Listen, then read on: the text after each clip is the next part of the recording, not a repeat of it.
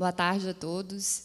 Então, meu nome é Marina Siqueira, eu atualmente sou professora da Universidade Federal de Santa Catarina, sou arquiteta urbanista, embora me considere muito mais urbanista do que arquiteta, e eu vou apresentar para vocês hoje o resultado de uma pesquisa que foi realizada na University of Illinois de Chicago sobre gentrificação, e justamente partindo de algumas das angústias que foram comentadas hoje, sobre como a gente pode identificar e relacionar processos que são tão diversos quanto aqueles que estão acontecendo nas cidades brasileiras, com essa teoria que vem de contextos tão específicos, né, e de processos que têm marcas visíveis tão aparentes. Então, esse trabalho surge dessa preocupação, ele surge, né, de algo que a professora Loreta já falou aqui, né, sobre a necessidade da gente conseguir estabelecer esses paralelos, mas sem ficarmos presos também a uma definição que seja muito congelada e muito restritiva do termo. Então, até por isso, eu gostaria de agradecer assim, a coincidência que aconteceu de estar apresentando numa mesma sessão que ela, porque ela inspira muito desse trabalho e do modelo analítico que eu vou apresentar aqui hoje. É justamente por essa preocupação de como a gente pode fazer essas comparações, esses links, né, essas relações entre geografias tão diferentes, processos tão diferentes, se tornarem substantivas e significativas. Então, esse trabalho ele surge muito dessa inquietação, dessa preocupação, de ver que o termo gentrificação estava se expandindo tanto como prática, quanto como teoria no Brasil, né, e dizendo respeito a processos muito diversos. Então, o termo gentrificação, como já foi mencionado aqui hoje, né, ele tem se expandido muito o seu uso, né, no Brasil. Realmente, se a gente fizer uma busca no Google, a gente acha diversos trabalhos, mas dentro da academia, né, dos trabalhos que nós vemos sendo publicados em eventos, defendidos, né, em dissertações e teses, tem aumentado muito, né, o número de estudos sobre gentrificação. Então, a gentrificação não é desconhecido, pelo contrário, ela tem aumentado, né, a sua preocupação, a preocupação em termos desse processo, né, no Brasil. O termo tem sido usado tanto na sua definição original, gentrification, quanto no neologismo, né, gentrificação, quanto em construções linguísticas que tentam abarcar o que é a definição do conceito, né? Então, elitização urbana, endurecimento urbano, né? Existem uma série de construções, né, de palavras para tentar falar sobre o processo, sobre esse significado. Então, existe um aumento da preocupação acadêmica, existe um aumento também da preocupação com a prática ou com a incidência, com os casos que podem ser identificados como sendo de gentrificação no país. Então, aqui eu separei alguns casos que eu acho que são bastante emblemáticos, que falam um pouco sobre essa diversidade da utilização do conceito, né? Desde antigas zonas produtivas portuárias, né, como a área das docas em Belém, que foi transformado numa área hoje áreas que são distritos históricos, considerados, né, históricos, porque se a gente falar histórico, a cidade inteira é histórica, mas distritos que são considerados áreas de proteção, né, histórica, como em Recife, em Salvador, enfim. A gente tem geografias muito diferentes vinculadas à gentrificação no país, relacionada aos grandes eventos que aconteceram, né, a Copa do Mundo de 2014, as Olimpíadas de 2016 e as obras que foram realizadas, né, ao longo desse período. Então, nas capitais que receberam, que foram sede desses eventos, né, então o processo de expulsão que aconteceram em torno, né, desses grandes investimentos. A gente tem comunidades informais, né, no Brasil sendo identificadas como casos de gentrificação, porque está acontecendo, né, um aumento no valor dos aluguéis, um aumento no valor das propriedades nesses lugares também. Então, a gente vê uma diversidade de casos, uma diversidade de processos, uma diversidade de usos, né, e problemas que estão sendo identificados como gentrificação no país. Então, a minha primeira preocupação... Para onde que eu tenho que apontar?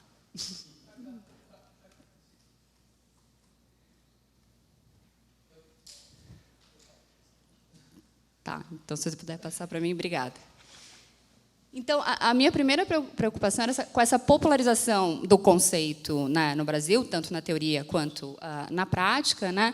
Mas o que a gente pode ver é que existem, sim, similaridades com esses casos tradicionais de gentrificação que estavam vindo, né, do norte, dos países centrais, mas com claros contrastes também, claras diferenças que são possíveis de perceber, né? O processo de urbanização das cidades brasileiras, embora a gente não possa falar de um único, né, mas o processo de urbanização das cidades brasileiras diz muito mais a respeito a uma periferização da população de baixa renda, que pouco se relaciona com o processo de suburbanização que aconteceu, né, nos Estados Unidos e na Inglaterra, e que gerou um movimento, então, de saída realmente das cidades polo, das cidades centrais, para a ocupação dessas comunidades do entorno.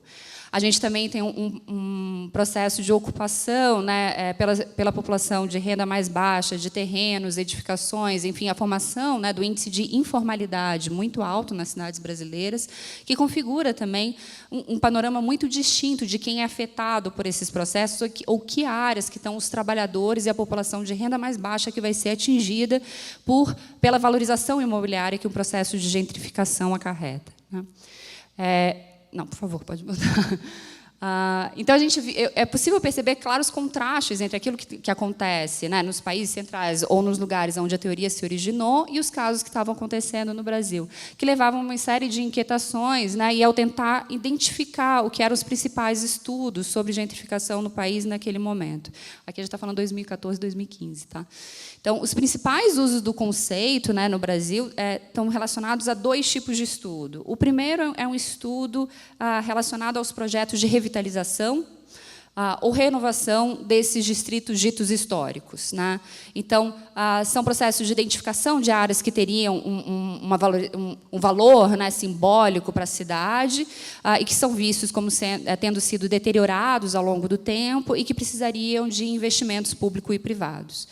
Agora, a maior parte dos estudos no Brasil, Recife, Salvador, mesmo São Paulo, mas os estudos voltados na região da Luz, né, o que tem mostrado é que existe uma série de investimentos, de equipamentos âncoras que são firmados nesses lugares e que causam uma gentrificação que é muito mais pontual, tanto territorialmente quanto temporalmente. O que significa que existe um raio, sim, que acontece, né, uma transformação socioeconômica do usuário, um raio, eu digo, geográfico mesmo, né, e essa transformação também é temporal no sentido que, em certos momentos, isso acontece. Então, é o entorno da Pinacoteca, em certos momentos, da Sala São Paulo, né? Existem eventos específicos, existe uma territorialidade específica, né, onde isso acontece, e não um processo generalizado, seja porque existe uma falta de demanda, né, da classe média, média alta brasileira por esses lugares, pela habitação nesses lugares, seja porque não existe o estímulo. Bom, então, voltando a esses estudos sobre revitalização ou renovação de distritos ditos históricos, né, mostram muito mais um resultado pontual, territorialmente e temporalmente, do que uma gentrificação generalizada desses territórios, desses espaços, né. E o segundo tipo de estudo, que é muito comum no Brasil, são os estudos que falam sobre gentrificação como uma consequência. É mencionado num rol de coisas que aconteceram a partir de uma transformação do ideário, né, do planejamento urbano, do urbanismo brasileiro, para a implementação de políticas urbanas competitivas, do planejamento estratégico, atração de investimentos, de novos usuários solventes, né, em que a gentrificação aparece lá no meio de uma série de outras coisas que acontecem, sem uma discussão realmente teórica, conceitual, se é realmente isso que está acontecendo nesses casos. Então, não existe uma exploração específica do conceito, mas ele aparece dentro, né, do bojo dessa transformação estrutural que nós estamos tendo política e econômica, né? Então, são dois tipos de estudos que a gente tem, mas que continuavam me deixando com essa sensação, com essa ansiedade em relação à utilização da teoria no país, né? Será que é possível aplicar diretamente essa teoria para esses casos que estavam sendo identificados como gentrificação? Ou será que seria necessária uma apropriação mais direta dessa teoria para conseguir entender, então, o que são esses processos locais? Pode passar, por favor. Mas o que eu percebi, estudando, inclusive, nos Estados Unidos, um desses berços da teoria, é que o problema da teoria da gentrificação não está ligado só ao sul global, que nós chamamos, ou a esses casos que são vistos como divergentes, né, aos casos clássicos. Nos native grounds da gentrificação, né, nos locais onde a teoria se originou, onde o conceito foi cunhado, na Inglaterra, nos Estados Unidos, também está acontecendo esse mesmo tipo de ansiedade com relação à teoria e ao conceito. É dito que, nesses lugares, o conceito foi expandido para abranger tantos processos diferentes, para abranger transformações políticas, econômicas e estruturais, que ele se tornou um conceito caótico, que não deveria mais ser utilizado, inclusive deveria ser abandonado por outros termos que falassem mais especificamente sobre as transformações urbanísticas que estão acontecendo nesses casos. O que foi essa expansão? Majoritariamente, é o que a professora Loreta estava falando antes, entre um processo que é visto como clássico, gentrificação clássica, em que nós temos proprietários, novos moradores, pioneiros, que veem o que é o valor dessa edificação histórica, né, em distritos que se transformaram em opção de habitação barata para a população trabalhadora. Eles veem esse metro quadrado, que é bastante acessível também para eles, não só para os trabalhadores, mas para essas pessoas que conseguem detectar o valor dessas edificações. Então, nós estamos falando de pessoas com capital cultural, simbólico, né, que têm um olhar para esses lugares contra o que era um processo de urbanização bastante massificador, homogeneizador, de formação dos subúrbios modernistas na Inglaterra e nos Estados Unidos. A gente está, então, falando de um processo de diferenciação social, sim, de formação de capital simbólico, né? E esses pioneiros, então, compravam essas áreas, esses novos pequenos proprietários e pequenos investidores, para transformar, a partir de reformas e renovações, ou o que é chamado de sweat equity, que é eles mesmos trabalharem, né, nessas renovações inicialmente. É claro que, rapidamente, isso foi visto como uma oportunidade de negócios, né, e o processo expandiu. Mas essa geografia clássica da gentrificação é muito diferente do que a gente vê como a geografia da gentrificação global, que é um processo mais abrangente, ligado a transformações, sim, da nossa economia e da política, né? Em especial com a formação de um urbanismo neoliberal que prevê a ação direta do Estado e de grandes empreendedores, né, em novas localizações, tanto interurbanamente, né, intraurbanamente, quanto em outros locais, né, para, assim, geração mais direta, mais claramente ligada, né, à geração de rendas fundiárias, nesse caso.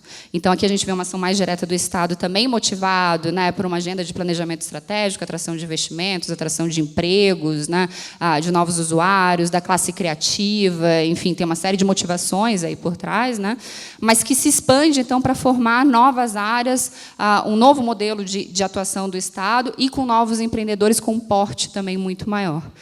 Então, existiu uma dificuldade em perceber o que esse processo de gentrificação global quer dizer, né, em relação a essa gentrificação mais clássica.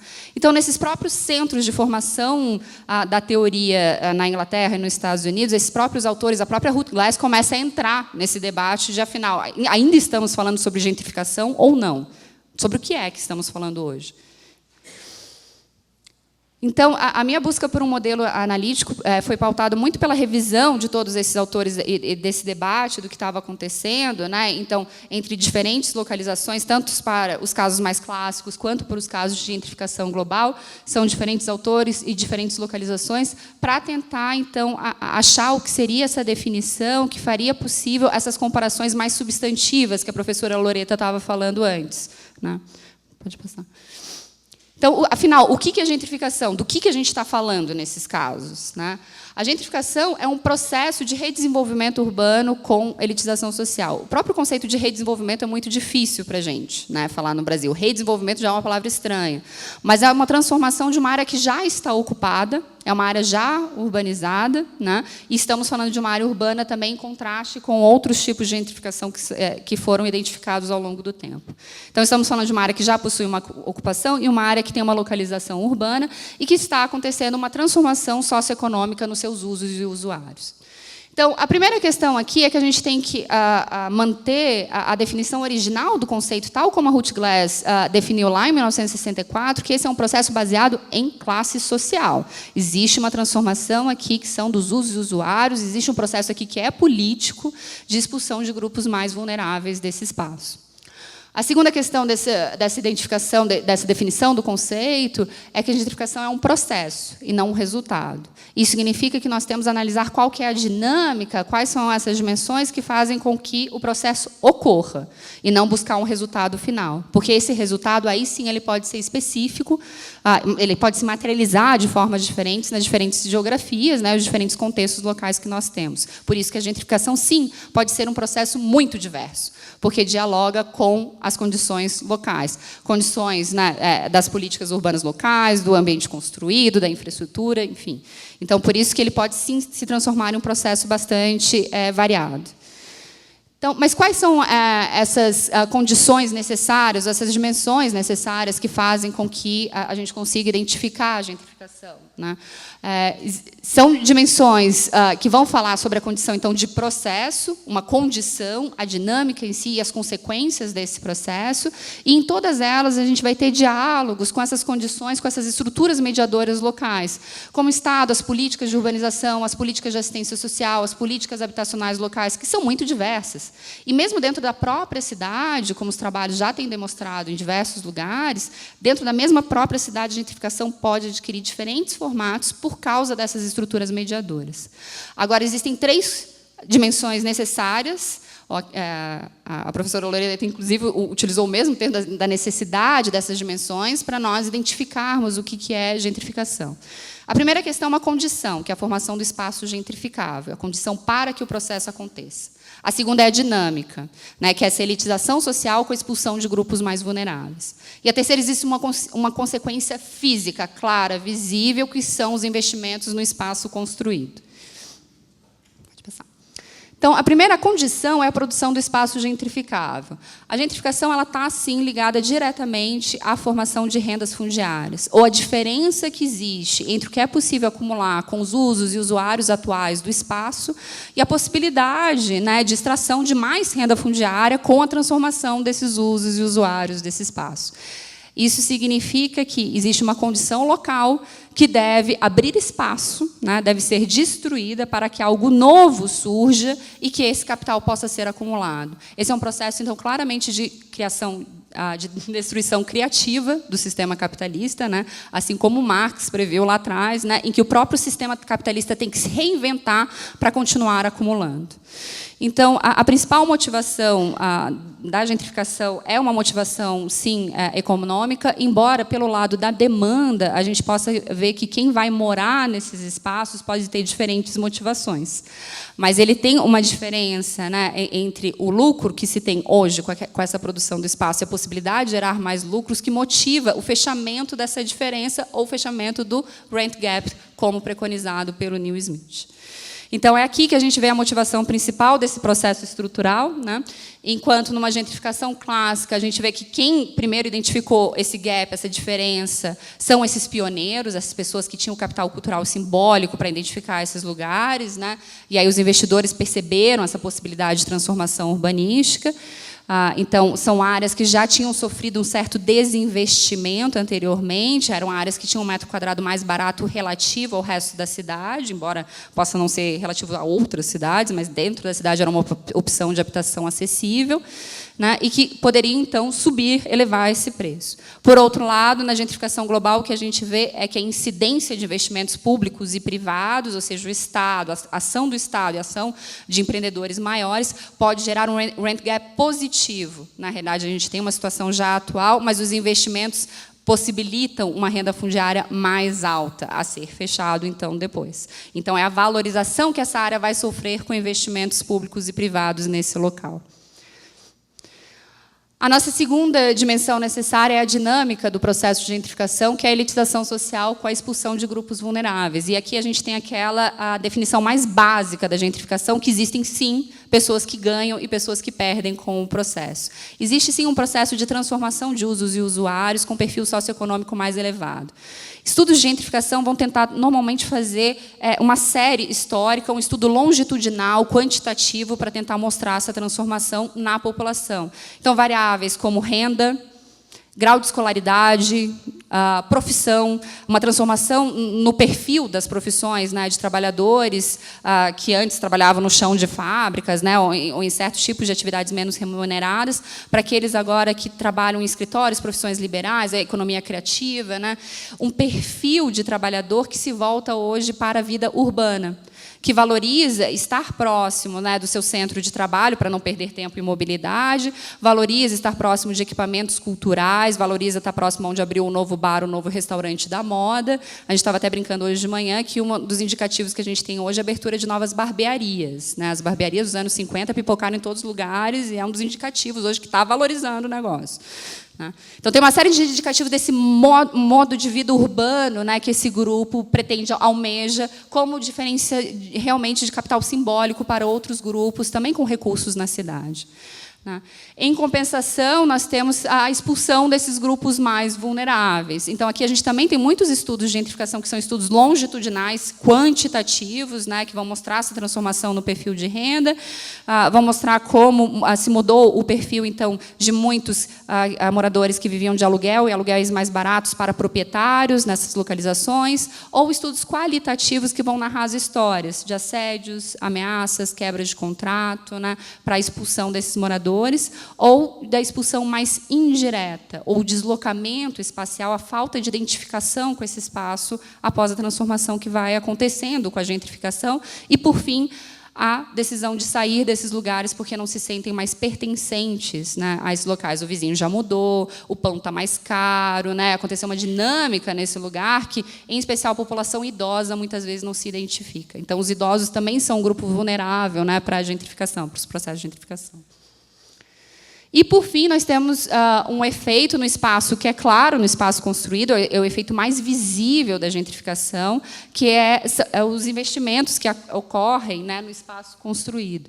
Então, essa adaptação do espaço construído diz respeito, nos processos mais clássicos, à adaptação em termos de infraestrutura, espaços públicos, comércio, serviços e as próprias edificações de habitação, né, para o novo perfil de moradores, né? Então, significa que aconteceu o desinvestimento antes, são áreas que eram consideradas degradadas e que agora precisam ser adaptadas a esses novos moradores, né? Então, com novos investimentos públicos e privados. Então, para ficar claro, o Estado também participa, né, dos casos mais clássicos de gentrificação, tanto servindo como apoio, como adaptação dessa rede urbana, né, aos novos usos e usuários.